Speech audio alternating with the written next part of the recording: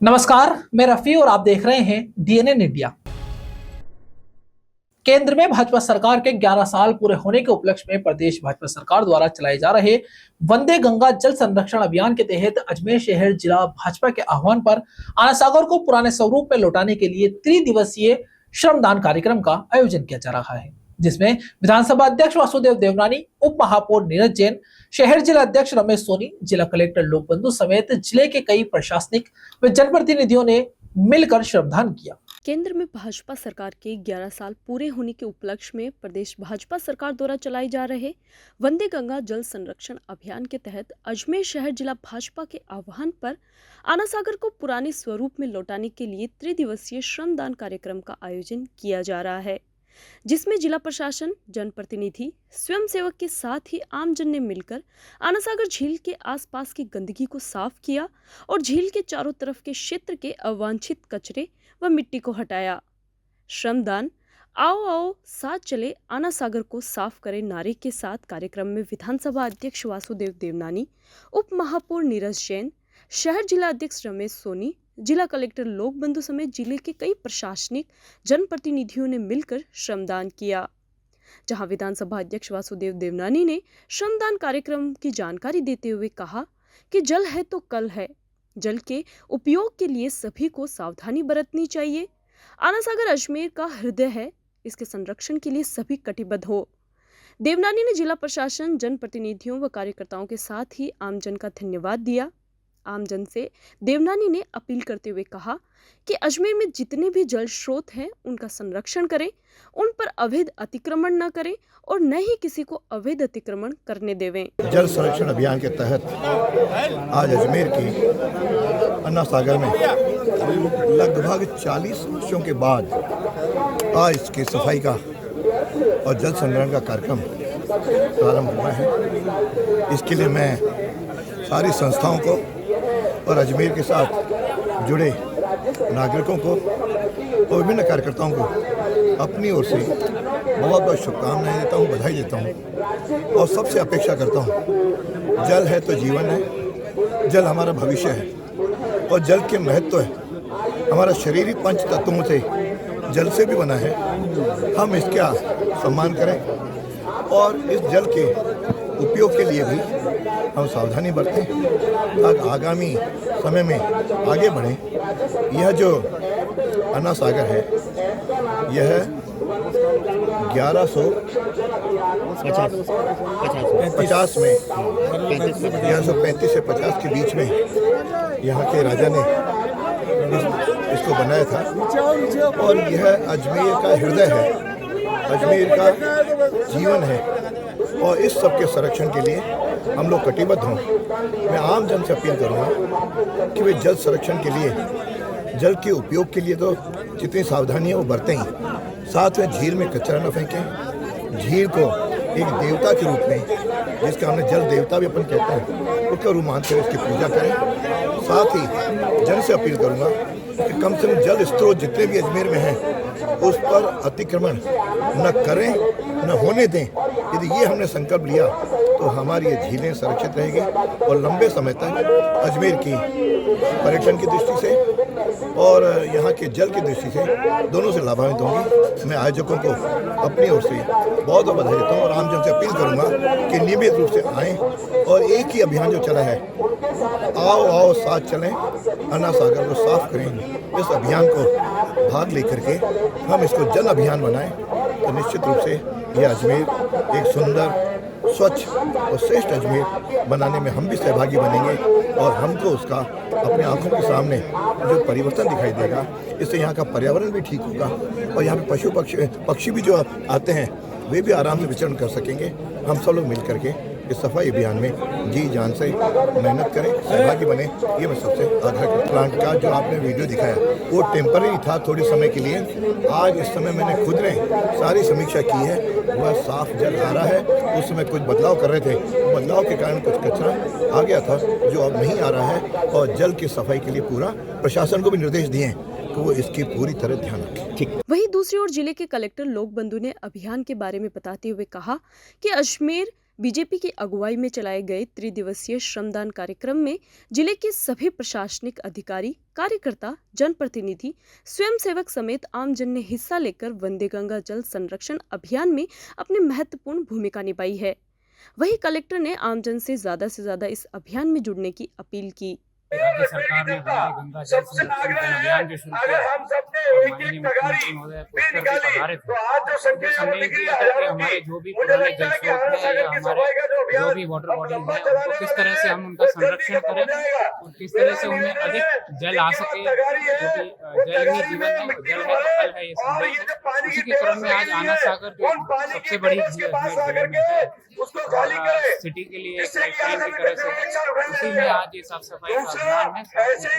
मिट्टी हटाई जाएगी, तो आज मैंने विधानसभा अध्यक्ष महोदय भी उपस्थित है और आमजन अजमेर से इस अभियान से जुड़ा है। मेरा सभी से आग्रह है कि आप इसमें अपना योगदान दें और हमारा सबका प्रयास है कि आना सागर साफ रहे। अजमेर नगर निगम के उप महापौर नीरज जैन ने कहा कि आओ आओ साथ चले, आना सागर को साफ करें नारे को चरितार्थ कर जिला प्रशासन समेत जनप्रतिनिधियों व आमजन ने बीजेपी के त्रिदिवसीय श्रमदान अभियान में अपनी महत्वपूर्ण भूमिका निभा रहे हैं।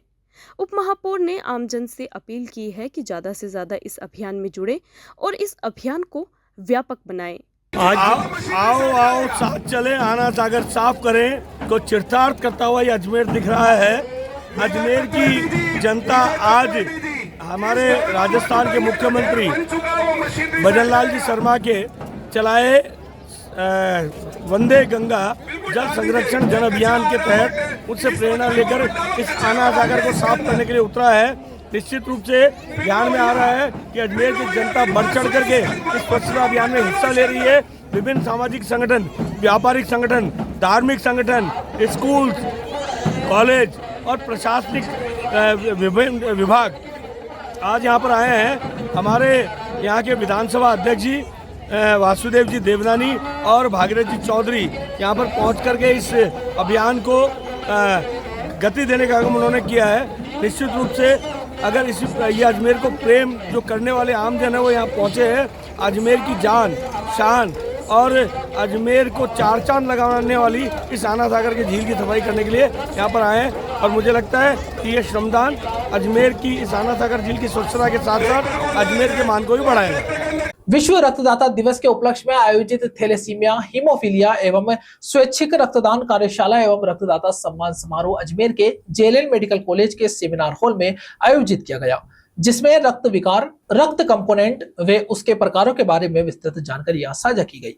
साथ ही पूरे सप्ताह आयोजित हुए कार्यक्रमों के प्रतिनिधियों को सम्मानित भी किया गया। विश्व रक्तदाता दिवस के उपलक्ष्य में आयोजित थैलेसीमिया, हीमोफीलिया एवं स्वैच्छिक रक्तदान कार्यशाला एवं रक्तदाता सम्मान समारोह अजमेर के जेएलएन मेडिकल कॉलेज के सेमिनार हॉल में आयोजित किया गया, जिसमें रक्त विकार, रक्त कंपोनेंट व उनके प्रकारों के बारे में विस्तृत जानकारियां साझा की गई। साथ ही थैलेसीमिया, हीमोफीलिया समेत विभिन्न रक्त संबंधित जानकारियां भी दी गई। जहां विश्व रक्तदाता दिवस के उपलक्ष्य में पूरे सप्ताह चलाए जा रहे विभिन्न कार्यक्रमों का समापन कार्यक्रम भी सेमिनार हॉल में आयोजित हुआ। आयोजित किए गए विभिन्न कार्यक्रमों के प्रतिभागियों को सम्मानित किया गया। साथ ही कार्यक्रम की शुरुआत भगवान की प्रतिमा के समक्ष दीप प्रज्वलित करके की गई। मेडिकल कॉलेज के प्रिंसिपल डॉक्टर अनिल सामरिया ने कार्यक्रम की पूरी जानकारी दी और आम जन से ज्यादा रक्तदान करने की अपील की। प्रिंसिपल ने पूरे सप्ताह आयोजित हुए कार्यक्रमों की सराहना की और कार्यक्रम में भाग लेने वालों का धन्यवाद भी ज्ञापित किया। वर्ल्ड ब्लड डोनर डे के रूप में मनाया था विश्व रक्तदाता दिवस।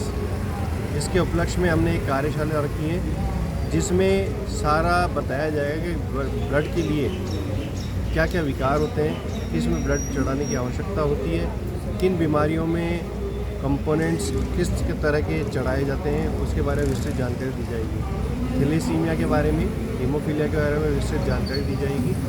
और आज हमारे जो पिछले 8 दिनों से कार्यक्रम चले जा रहे हैं उसका समापन समारोह भी है। पिछले 7 दिनों से हमने cycle rally, ball painting competition, quiz competition, बहुत सारे ब्लड डोनेशन कैंप चलाए गए हैं और आज हमारा ये कार्यशाला पूरा होके और समापन होगा। तो इसके लिए हम पूरा IHTM डिपार्टमेंट को, जो कि ये सारा कार्य देखता है, डॉक्टर BC मीना जी जो कि यहाँ के हेड ऑफ डिपार्टमेंट है, उन्होंने काफ़ी सराहनीय कार्य किए हैं। सभी यहाँ के हमारे शिक्षक, स्टूडेंट्स और nursing staff, paramedical staff, helpers और जिन जिन लोगों ने हमारे को सहयोग किया, उसको बहुत बहुत आभार और धन्यवाद। इस तरह का कार्यक्रम हमारे प्रोत्साहन करता है कि आओ मिल के सब रक्तदान करें, महादान करें। तो आओ बन के आप खुद भी एक रक्तदाता बने, ये हम सबसे अपील करते हैं। धन्यवाद। अजमेर के पंचशील नगर स्थित क्षेत्रपाल हॉस्पिटल में एंडोक्राइनोलॉजिस्ट डॉक्टर दीप्ति शर्मा ने अपनी सेवाएं शुरू कर दी हैं। डायबिटीज, थायराइड, कोलेस्ट्रॉल, माहवारी संबंधित समस्याएं, पिट्यूटरी, एड्रेनलिन व बांझपन समेत यौन संबंधित समस्याओं के साथ ही अंतःस्रावी संबंधित विभिन्न रोगों के समाधान के लिए मरीज अजमेर के पंचशील नगर स्थित Kshetrapal hospital endocrinologist doctor Deepti Sharma से संपर्क कर सकते हैं। अजमेर के पंचशील स्थित क्षेत्रपाल हॉस्पिटल में एंडोक्राइनोलॉजिस्ट डॉक्टर दीप्ति शर्मा ने अपनी सेवाएं शुरू कर दी है। डॉक्टर दीप्ति शर्मा क्षेत्रपाल हॉस्पिटल में सोमवार से शनिवार सुबह 10 बजे से शाम 5 बजे तक अपनी सेवाएं देगी। डायबिटीज, थायराइड, कोलेस्ट्रॉल, माहवारी संबंधित समस्याएं, पिट्यूटरी, एड्रिनल व बांझपन समेत यौन संबंधित समस्याओं के साथ ही अंतःस्रावी संबंधित विभिन्न रोगों के समाधानों के लिए मरीज अजमेर के पंचशील स्थित क्षेत्रपाल हॉस्पिटल में एंडोक्राइनोलॉजिस्ट डॉक्टर दीप्ति शर्मा से संपर्क कर सकते हैं। मीडिया से बातचीत के दौरान डॉक्टर दीप्ति शर्मा ने हार्मोन संबंधित रोगों के बारे में जानकारी दी और कहा कि हार्मोन्स किसी भी शरीर के खून में ऐसे केमिकल्स होते हैं जो रोजमर्रा के कार्यों को कंट्रोल करते हैं। हार्मोन्स के उतार चढ़ाव से कई तरह के रोग हो जाते हैं। इसके लिए एंडोक्राइनोलॉजिस्ट से परामर्श लेना अति आवश्यक हो जाता है। देश में बढ़ते मधुमेह के मरीजों की संख्या को देखते हुए डॉक्टर दीप्ति शर्मा ने बताया कि खून में इंसुलिन की अनियमितता से डायबिटीज होता है। इससे हार्ट अटैक, लकवा समेत गंभीर बीमारियों के होने की संभावनाएं बढ़ जाती है। इसके लिए खून में इंसुलिन को संतुलित करने के लिए डॉक्टर से परामर्श लेना आवश्यक है। वहीं दूसरी ओर थायराइड बीमारी के बारे में जानकारी देते हुए बताया कि यदि किसी को सूजन, वजन में कमी या बढ़ोतरी, माहवारी में अनियमितता जैसी समस्याएं आ रही हो तो व्यक्ति को तुरंत परामर्श लेना चाहिए। शरीर में हार्मोन्स के असंतुलन की वजह से मोटापा, भारीपन जैसी समस्याएं आ जाती है तो उनको नजरअंदाज नहीं करना चाहिए। हार्मोन्स के असंतुलन की पहले जांच करवाएं और उसी अनुसार इलाज लेवें। क्षेत्रपाल हॉस्पिटल में मोटापे व पतलेपन के साथ ही कोलेस्ट्रॉल, बीपी, डायबिटीज संबंधित सभी अंतःस्रावी ग्रंथियों से होने वाली विभिन्न समस्याओं के बेहतर इलाज उपलब्ध हैं। हार्मोन रिलेटेड बीमारियों का उपचार और ट्रीटमेंट करते हैं। हार्मोन हमारे खून में ऐसे पदार्थ या केमिकल सिग्नल्स होते हैं जो हमारे शरीर की डे टू डे फंक्शनिंग को कंट्रोल करते हैं, चाहे वो हमारी भूख हो, हमारा वजन, हमारा हाइट, हमारा बीपी, हमारा शुगर या हमारे अन्य ऑर्गन्स जैसे हमारा दिल, दिमाग, हमारी हड्डियों की तंदुरुस्ती में भी हमारा हेल्प करते हैं। हार्मोन की कमी या बढ़ने से काफ़ी लक्षण आ सकते हैं और उसी के लिए आपको एक एंडोक्रिनोलॉजिस्ट से मिलना चाहिए। मैम, भारत को डायबिटीज़ कैपिटल कहा जाता है। डायबिटीज़ यानी मधुमेह में आप एंडोक्रिनोलॉजिस्ट की भूमिका को कैसे बताएंगे? आपने बिल्कुल सही कहा। डायबिटीज़ को इंडिया को diabetes capital of the world बोला जाता है। यहाँ पे करीबन हर 10 व्यक्ति में एक व्यक्ति डायबिटीज़ का शिकार है और करीबन 50% मरीजों को पता भी नहीं होता है कि वो डायबिटीज़ की बीमारी उनको है। डायबिटीज़ यानी हमारे खून में शुगर बढ़ना काफ़ी अलग अलग कारणों के वजह से हो सकती है। अगर हमारे खून में इंसुलिन की कमी हो, जिसको हम टाइप 1 डायबिटीज़ बोलते हैं, या उम्र और मोटापा के साथ हमारे शरीर का जो इंसुलिन है वो ढंग से काम नहीं कर पा रहा हो, तो उसको हम टाइप 2 डायबिटीज़ बोलते हैं। इसके अलावा डायबिटीज़ बच्चों और गर्भावस्था में भी हो सकती है। लंबे समय तक अगर आपकी शुगर्स कंट्रोल नहीं है तो आपको डायबिटीज़ के कॉम्प्लिकेशंस हो सकते हैं, जिनमें आपको दिल का दौरा आ सकता है, लकवा आ सकता है, आपके गुर्दे खराब हो सकते हैं, आपकी आंखों की नस खराब हो सकती है या पैरों की नस खराब हो सकती है। आपके एंडोक्रिनोलॉजिस्ट की भूमिका उसमें आती है कि वो आपकी शुगर्स कंट्रोल रखें और आपको डायबिटीज़ के कॉम्प्लिकेशन से बचाएं। मैम, थायराइड हार्मोन से संबंधित बीमारियों के बारे में थोड़ा सा। थायराइड हार्मोन हमारे शरीर के थायराइड ग्रंथि से निकलता है। थायराइड की कमी को हम हाइपोथायराइडिज्म बोलते हैं और थायराइड के बढ़ने को हम हाइपरथायराइडिज्म बोलते हैं। अगर आपको सूजन हो रही हो, आपका वजन कम या बढ़ रहा हो, आपको भूख कम या ज़्यादा लगती हो, आपके मासिक धर्म में कोई दिक्कत हो, बाल झड़ रहे हो, चिड़चिड़ापन या घबराहट हो, पसीना ज़्यादा आता हो, कंपन हो हाथों में, तो आपको एक थायराइड रोग स्पेशलिस्ट यानी एंडोक्रिनोलॉजिस्ट से मिलना चाहिए। यहाँ रुकते एक छोटे से ब्रेक के लिए, जल्द हाजिर होंगे खबरों के नए सफर के साथ। कैंसर बीमारी ही ऐसी है, चिंता तो होगी ना। लेकिन अब अपनी चिंता को बदलो विश्वास में, क्योंकि आदिनाथ कैंसर मेडिसिटी में है रेडियोथेरेपी, कीमोथेरेपी और कैंसर सर्जरी के उपचार के साथ आधुनिक सुविधाएं भी। विजिट करें आदिनाथ कैंसर मेडिसिटी एट चाची आवास Ajmer.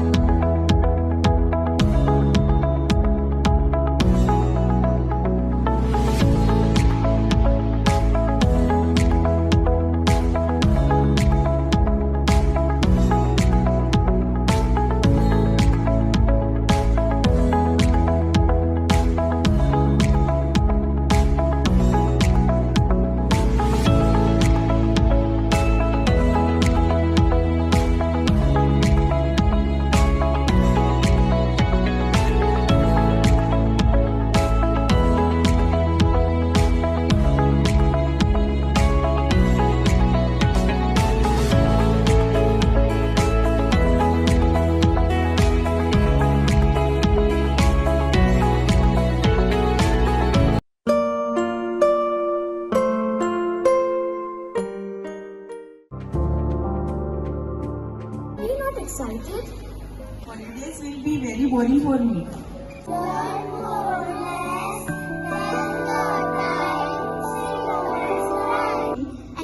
For using black rice and sugar. This black rice has a very unique flavor.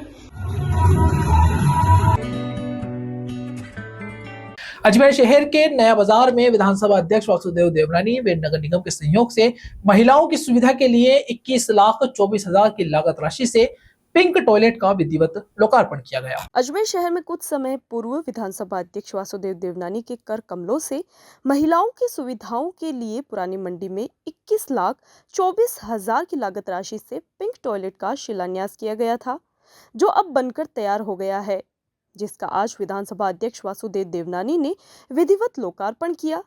लोकार्पण कार्यक्रम में नगर निगम महापौर ब्रजलता हाड़ा, अजमेर शहर जिला अध्यक्ष रमेश सोनी, विधानसभा अध्यक्ष वासुदेव देवनानी समेत शहर के कई जनप्रतिनिधि उपस्थित रहे।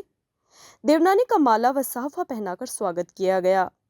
मीडिया से रूबरू होते हुए विधानसभा अध्यक्ष देवनानी ने कहा कि अजमेर की पुरानी मंडी में आज नगर निगम महापौर ब्रजलता हाड़ा के सहयोग से पिंक टॉयलेट का विधिवत लोकार्पण किया गया है। व्यवसायिक दृष्टि से पुरानी मंडी काफी महत्वपूर्ण है। इस क्षेत्र में लगभग पूरे अजमेर शहर की महिलाएं खरीदारी करने के लिए आती है। महिलाओं की विभिन्न समस्याओं को देखते हुए नगर निगम के सहयोग से 21,24,000 की लागत राशि से पिंक टॉयलेट बनाया गया है, जिससे शहर की महिलाओं को लाभ मिलेगा। अजमेर के नया बाजार के अलावा भी शहर के विभिन्न क्षेत्रों में भी पिंक टॉयलेट बनकर तैयार होंगे। महिलाओं के सम्मान, उनके संरक्षण की नीति को अपनाते हुए बीजेपी लगातार नवाचार कर रही है।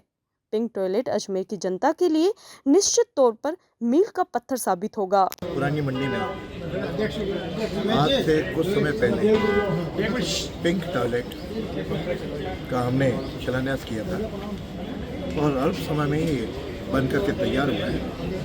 आज हमने इसका लोकार्पण किया है और यह टॉयलेट इस क्षेत्र की, जो अजमेर का हृदय है, चूड़ी बाजार, नया बाजार और आगे तक की, शाम को महिलाएं बड़ी संख्या में व्यावसायिक दृष्टि से, खरीदारी की दृष्टि से आती हैं, तो उनकी तकलीफ़ों को देखते हुए इस पिंक टॉयलेट का निर्माण किया।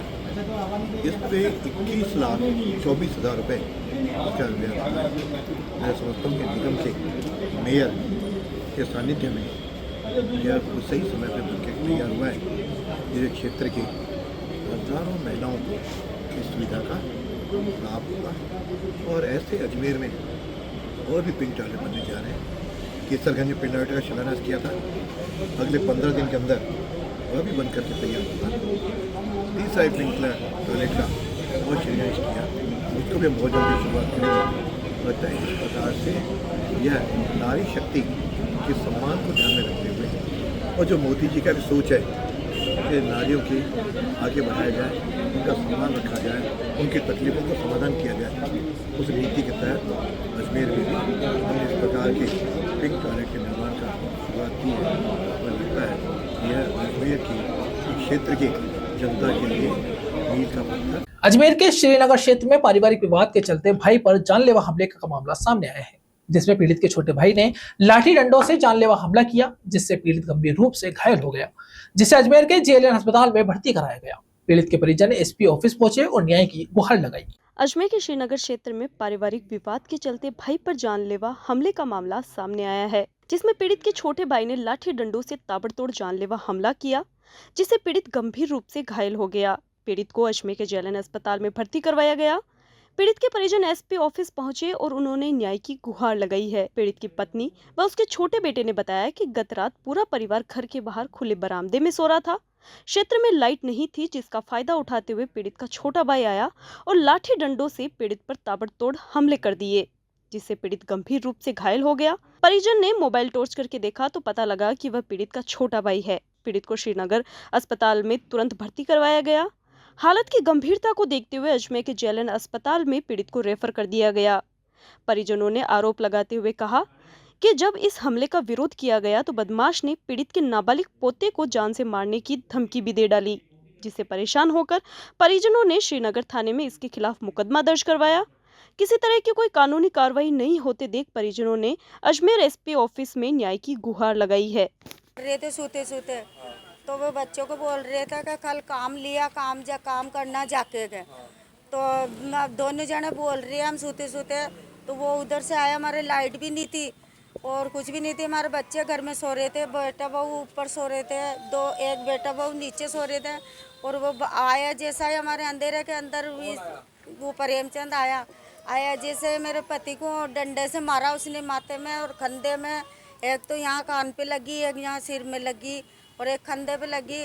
और मैं चिल्लाई जोर से, तो मेरे बेटे बहू बाहर आए निकल के, तो इनको भी मारने लग गए भाग के। अंदर में फ़ोन की लाइट से हमने उसको देखा कि कौन है, ये कौन है, जो फिर फ़ोन की लाइट को उजाला में पहचान में आया वो, तो वो छोटा बच्चा को भी मारने लग गया। हमारे एक बच्चा पोता है मेरा, उसको भी मारने लग गया, मेरी बहू को मारने लग गया, बेटान को मारने लग गया। इनको तो कुछ भी नहीं हमारे को, हम बस ऐसे ही दोनों जने बोल रहे थे, बस इतनी सी बात थी।